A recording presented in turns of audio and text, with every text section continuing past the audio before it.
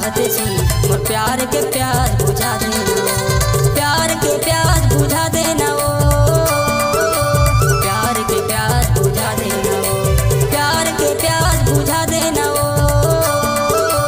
प्यार के प्यास बुझा देना ओ, तेरे जाने वाली चाहते सुन मोर प्यार के प्यास बुझा देना ओ।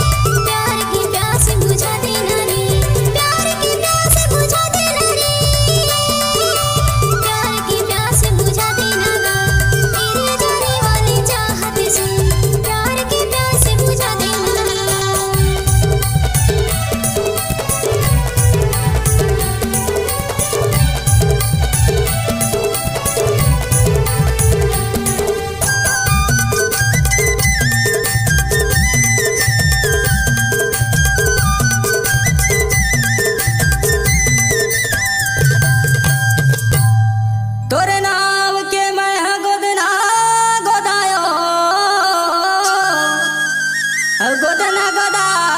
के चीना धरायो, ऐसे कर्म का लिखे